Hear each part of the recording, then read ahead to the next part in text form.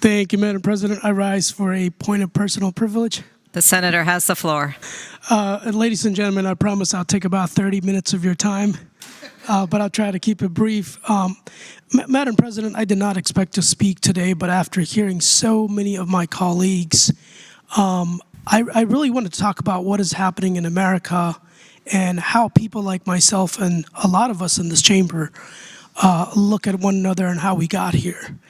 And it's policies, going back to the days that we were here. Policies have made, my family homeless. We lost health care. We lost a lot of things along the way. But at the same time, good democratic policies like the Affordable Health Care Act and a lot of housing policies that come along the way where we were off the streets, we were able to find housing. And I remember being in this chamber back in 2024 when, Madam President, you did my introductions. And a lot of my colleagues on both sides of the aisle came by and said, that is the American story, that is remarkable. And yet, under this presidency, under Donald Trump, when there was an attack on immigrants, mass deportations, and of course, the criticism of the pre-press, eluding the American people of funding across the board, every single one of you stayed quiet.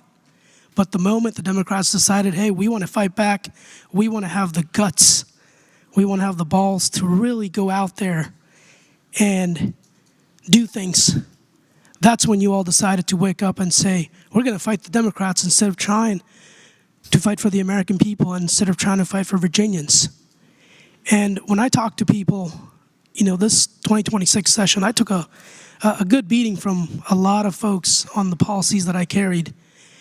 But I get stopped at grocery stores, at Wawas, at places where people come up to me and say, I'm thinking they're going to punch me in the face, to be honest, because of the comments I get online.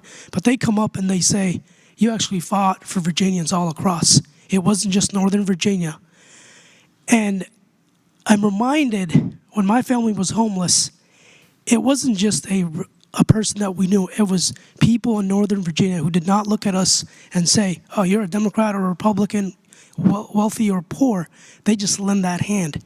And that is what this referendum is doing. It is going to go out there, represent every single person in every district, regardless of who they are, regardless of what they do. And that's what people are asking us to do. So, sure, everyone's afraid of clowns. Everyone's afraid of an orange man. But beyond that, you're going to get people in rural Virginia where they're going to see that people are fighting for them. They're going to see health care getting back to them. They're going to realize they no longer have to drive 2 hours, 3 hours to go to a hospital because of funding that was cut. That is what they're getting. And I know a lot of folks in this chamber on a personal level have reached out to me over the last couple of weeks with the Islamophobia and the attack that I get every single day. None of that bothers me. What it does is really, it harms the people that we don't know. It divides a lot of our communities. It divides people that we have never interacted with.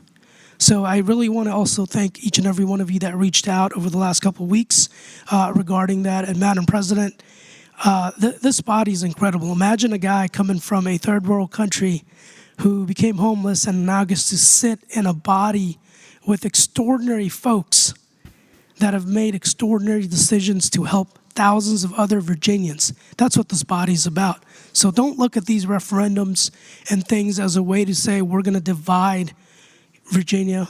This is to unite and to ensure that we fight for America and for democracy itself. So thank you, Madam President. Thank you, Senator.